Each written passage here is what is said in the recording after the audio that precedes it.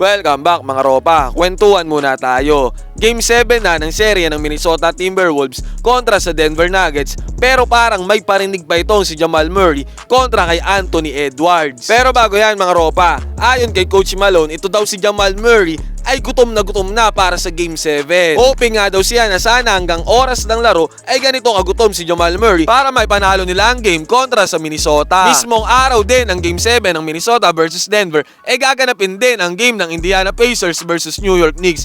Take note mga ropa, Game 7 din yan. Sa Game 6, ang Iron Man ng NBA na si Josh Hart ay lumabas sa laro matapos ang ininda nito ang abdominal soreness. Maraming nagsasabing netizens na si Coach Tim Thibodeau na naman daw ang may gawa kung bakit nagkaganito si Josh Hart. Patatandaan natin si Derrick Rose ay na-injury under kay Coach Tim Thibodeau. That time mga ropa, tambakol na ang kalaban, pero si Coach Tim ay pinilit pa rin si Derrick Rose maglaro kahit tambak na ang kalaban. Ayun tuloy, injury ang inabot ni Derrick Rose. Anong thoughts nyo dito mga ropa? Si Coach Tim ba talaga ang may gawa sa mga injuries na ito? Mag-comment kayo dyan sa baba, pagkwentuhan natin yan. Ayon sa interview na ginawa ng Bleacher Report dito kay Jamal Murray, nang ma-interview siya tungkol sa depensa ni Anthony Edwards, sinabi niyang ang kanyang elbow injury ang may gawa kung bakit hindi siya nag-shoot ng maganda sa court. Ang kanyang poor shooting daw ay dahil sa kanyang elbow injury at hindi ito dahil sa maigpit na depensa ni Anthony Edwards sa kanya. Sa pagkakataong ito, parang dinidiscredit ni Jamal Murray ang depensa ng star player ng Minnesota Timberwolves na si Anthony Edwards. Noong Game 6 ay umiscore lamang itong si Jamal Murray ng 10 points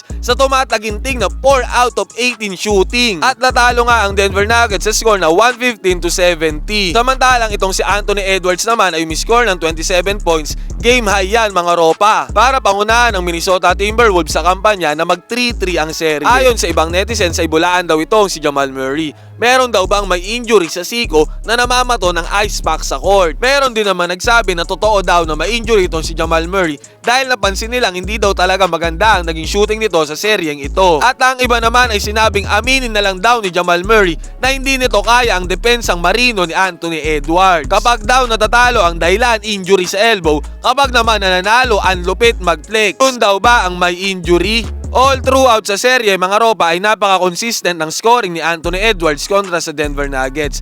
Kahit ang pagkatalo nito ay high scoring game ang kanyang pinapakita. Wala rin siyang dahilan na injury ng katulad nitong ay Jamal Murray. What are your thoughts mga ropa para sa pabadating ng Game 7? Sino ang mag-i-step up? Ito bang si Jamal Murray ng Denver Nuggets o ang star player ng Minnesota Timberwolves na si Anthony Edwards? Mag-comment kayo dyan sa baba mga ropa. Magkwentuhan tayo. And then kick Jamal out. It's kind of a triple switch.